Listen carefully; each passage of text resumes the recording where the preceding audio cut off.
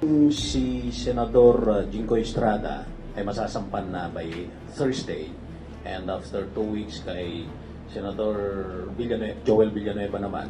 How about isa rin ho dun sa inabangan ng publiko ay yung pagsasampa rin ng kaso kay dating Speaker Martin Romualdez. Any update on that? Nandiyan na yan. Meron na kaming dalawa pang kasong inahanda tungkol dyan. Meron kaming isa pang money laundering case, mabigat. At of course, yung the grandest case of them all, itong pinakamabigat na kaso dyan, the conspiracy to defraud the treasury. Yun talaga yan, sa pamamagitan ng budget. Hindi madali ilatag yan. So we're being very careful about every premise that we make. Kasi first time ito gagawin sa kasaysayan ng Pilipinas na magkakaroon tayo ng ganitong klaseng kaso.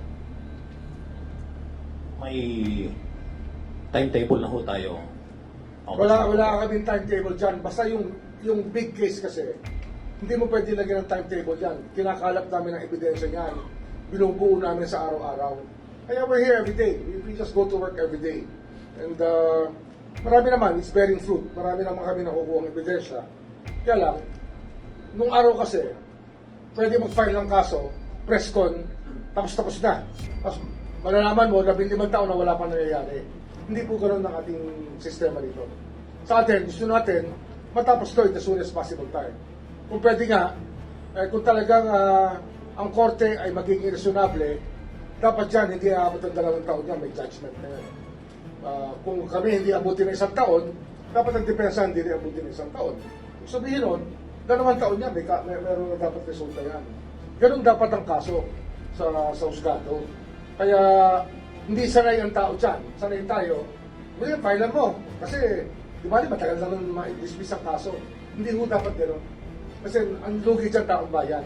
Hindi na natin nakukuha yung pera, mapapalis na yung mga kailangang makuha dapat, at nasasayang ang mga resources na dapat nakukuha natin para sa bayan.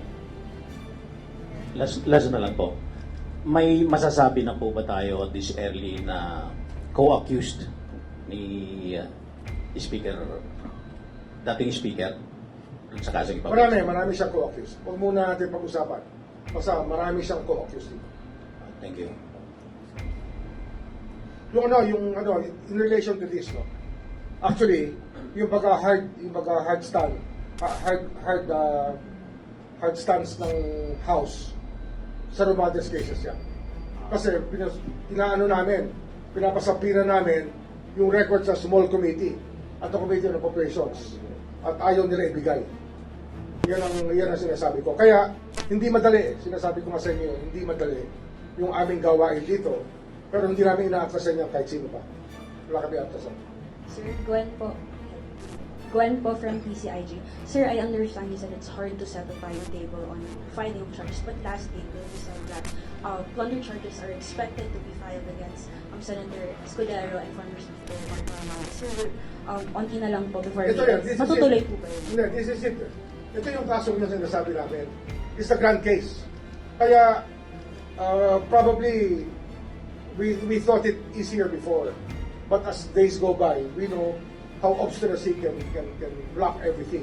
And right now, they're being obstinate in the House, even for the records of the proceedings. Ganun lang to. Ito yung mga hadlang na ating overcome. At alam ko naman makukuha pa rin natin yan. Kaya lang, hindi nila ginagawang madali yung trabaho namin. Pinapahirapan kami, pero kasama yan sa sinumpaan namin tungkulin. At hindi kami na dyan. Hindi kami na hihinaan ng loob. So, hindi ko matutuloy this week?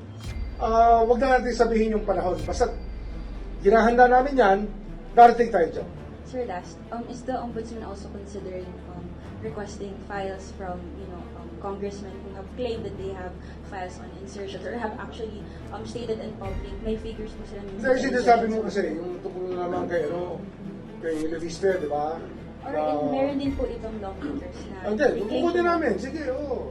I think that Toby Chanco did volunteer files. Toby Chanco volunteered files. Oh, lahat yan, kinukuha namin lahat yan.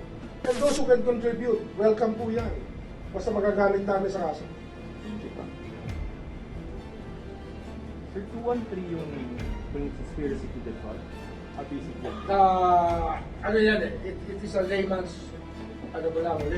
explanation pa lang ang ginagawa ko. Wala pa tayong technical. The technical things about what specific provision and the terms that we will use to label the crime, that will come later. Sinasabi lang namin, that's the big case na kinakailangan matapos. 24 budget. Conspiracy yan eh. It's only a description eh, Okay. of what we are trying to put together. Sir, on ano lang, yung budget. Kasi sir, di ba, as lawmakers, the job is to propose amendments to the submitted budget Yes, of the of course, President. of course. So how do you distinguish a legitimate proposal for amendment and when does it reach the level of being a crime already? Ayan, iba namang usapan yan. That's very Kasi specific. they could just say I don't na... think it's right for me to answer anything of that magnitude because it would refer to many situations that we face in the investigation. Kaya yung conspiracy to defraud comes in different phases and different parts of the narration. Kaya hindi ho natin pwedeng sabihin kagad na ito yan. Hindi po.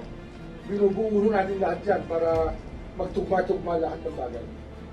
Sir, part ba nung difficulty is because proposing an amendment on the part of the lawmaker is not per se a Hindi, pwede crime. yan. Alam mo yan, may period of amendments yan sa rules. Meron yan. Ang hinahanap mo rito, yung amendments na wala man sa record eh. Na Small committee, sir. yung insert ka lang sa sunod ng final version ng budget. Mga amendments na hindi kasama sa plenary deliberation pero bigla na lang nagbago, nagmilagro. O yung small committee nga eh. Kaya nga, ito yung tinatanong mo eh. Ngayon, they're trying to stop us from getting the information. But I told you about that already this morning. The first thing that I told you about was this one. The hardliners who do not want us to get into the bottom of things. At marami dyan nasa house ngayon. Sir, 2024, 2025 budget? 25, 24, yes. Sir, on another topic lang. Sir, I understand ongoing yung investigation on the Senate shooting incident. Yes. Meron na po ba tayong nakikitang liability on the part of the senators? I wrote this- merong public I wrote the pronouncements Senate also of President. helping the Naalarm kasi ako, Senator. na-alarm ako. Nung nakita ko si Aplasta, still talking on media and still parang holding office somewhere there. So I wrote Senator Cayetano about enforcing the preventive suspension given by this office. And we have not yet received a reply from the Senate President, but we expect one. Kasi nga, we will know if he is complying with our order or not. Kasi ano yan eh, he was acting Sergeant-at-Arms of the Senate, but he is the Sergeant-at-Arms of the Commissioner of Appointments. Baka gusto nila magpilosopo, ibahin pa nila yung usapan. Isa lang yan. Kung anong posisyon niya na hinahawakan, preventively suspended po siya. Benefit daw, sir. On the part of the senator, sir, kasi may mga public pronouncements na katulad ni Senator Padilla na kasama niyang umalis si Senator Bato Kasama yan Senate sa premises. inaano natin. Meron po ba kayo Well, nakikitang liability? When will the panel be about this? Yung panel natin. So they're actually interviewing members of the media. Nagsisimula na eh. Nagsisimula na naman yung panel natin. Aplasta. To investigate it. Si Aplasta, isasabihin na natin yan. Pa-file natin sa PIN. In the next 5 to 10 days, we will be asked to explain. Sir, so wala pa sir sa pina kay Aplaska? Wala pa akong alam kung wala. Kasi ako naman ang paperman ng pag-iwan. Inako ko na yung pagpirma ng mga sapina para walang magrereklamo na kung na ang dami-dami sapina na gagaling kung kanin-kanino sa loob ng opisina ng ombudsman. Inako ko na, ako na nagkagawa. Ako pipirma, pag mataas ang posisyon, ako pipirma. So sir, ang nasabina pa lang so far are members of the media. Would that Yes, be correct? invitations muna. Hindi naman sapina lahat. Mostly invitations, ha? Invitations pa lang. Yung sapina only for those who will not cooperate. Sir, may timeline po when do we expect the resolution of the Well, Senate? ano yan, I do not want to stick to any timelines. It's traumatic for all of us. So wag din natin tanongin yan. Don't ask By the question. season, sir. Season. Oo. Ilan ba to, sir? Eh, wala na tayong timelines. We will not talk about timelines.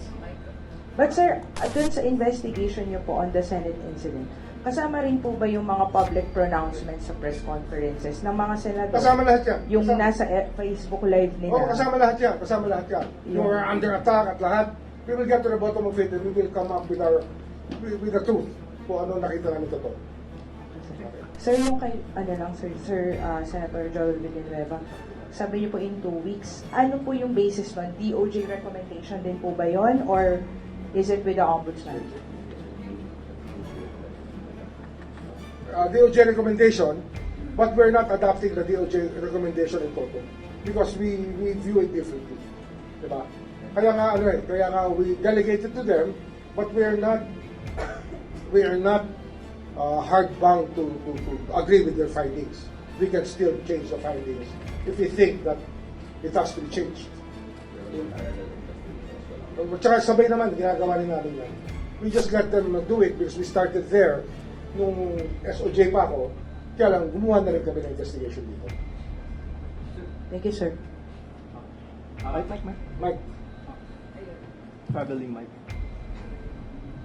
Lapit ka na. Lapit ka na.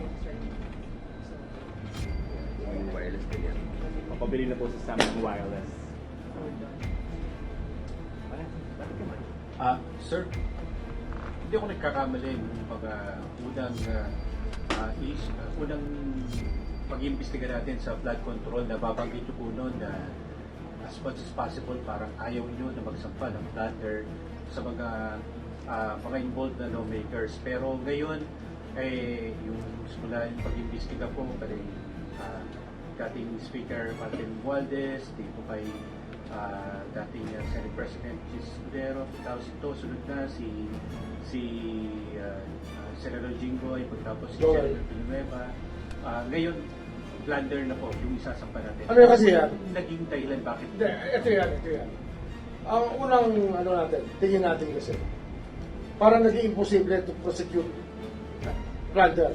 Kasi nga, lahat ng ruling ng Supreme Court, ina-acquit lahat ng tao sa iba't ibang dahilan. Di ba parang nangyari na yan? Pero, about thinking about it again, and looking at the body of law that we have, we really can make a case for plunder. At dapat huwag lang matakot kasi sometimes there are really bad decisions taken by certain justices. And that can be overturned by the court. Yun ang ating change of attitude, is that we are hoping that the Supreme Court, of course, and Sandigan Bayan, will look at it from a perspective from a very objective perspective na kung paano talaga nagko-constitute ng crime ng plunder. Kasi, nagkaroon nga ng ibang pag-i-interpret na parang para lamang maka-acquit ng tao na hindi naman dapat